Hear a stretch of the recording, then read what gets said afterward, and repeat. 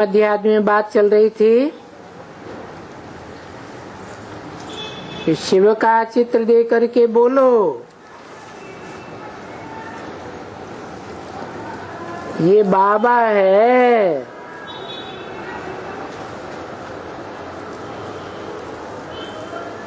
शिव किसका नाम है?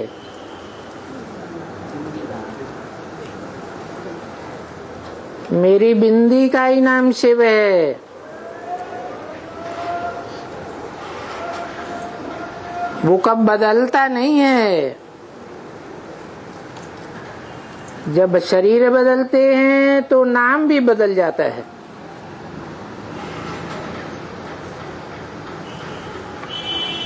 और शिव बिंदी है। बिंदी तो कितनी भी सूक्ष्म बनाई जा सकती है। गीता में कहा है अणु अणियांसम मनुस्मरेत्य। अणु से भी अणु।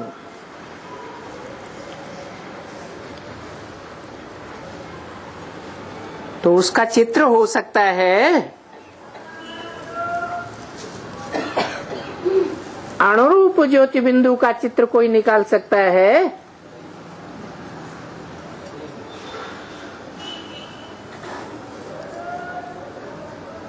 फिर यहाँ कहा शिव का चित्र दे करके बोलो।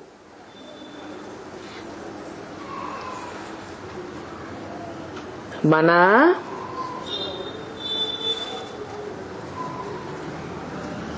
चित्र तो चरित्र की यादगार है और चरित्र बिंदु का नहीं होता है। चरित्र तो साकार का होता है। फिर यहाँ बोला शिव का चित्र दे करके बोलो। माना कोई साकार है जिसमें शिव प्रवेश है,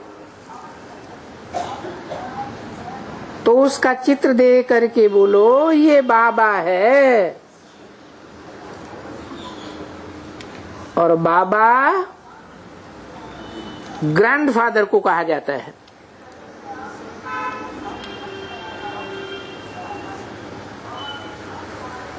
साकार निराकार के मेल को बाबा कहा जाता है।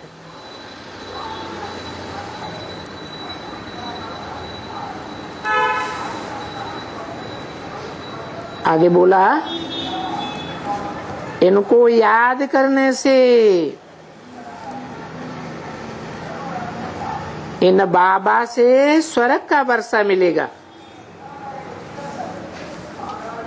ये नहीं कहा इसको याद करने से। क्यों? इसको और इनको में क्या अंतर है? इसको एक के लिए कहा जाता है और इनको कम से कम दो हो। तो दो कौन है? ये बाबा है।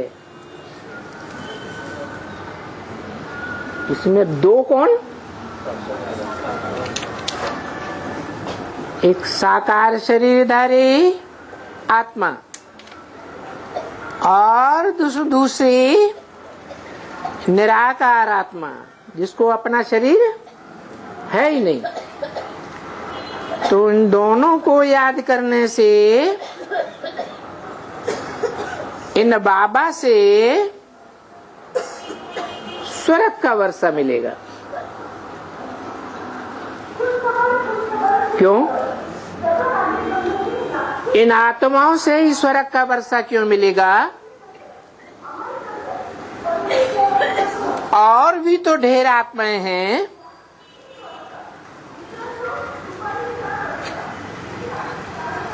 बड़े बड़े धर्म पिताएं हैं।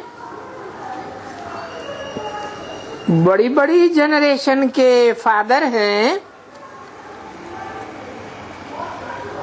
अपनी अपनी जनरेशन के प्रजापिता हैं।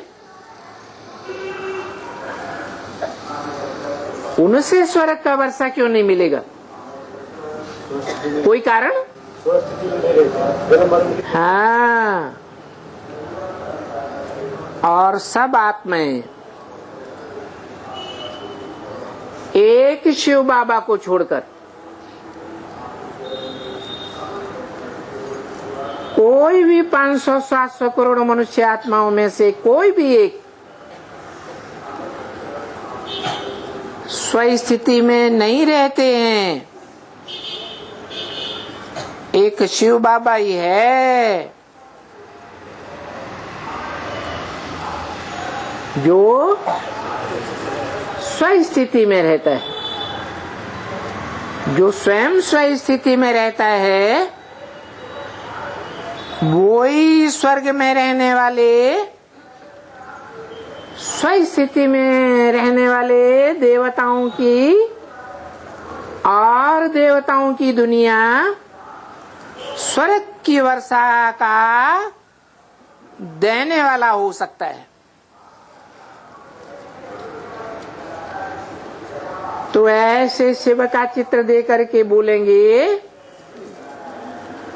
तो बेचारे खुशी में आ जाएंगे।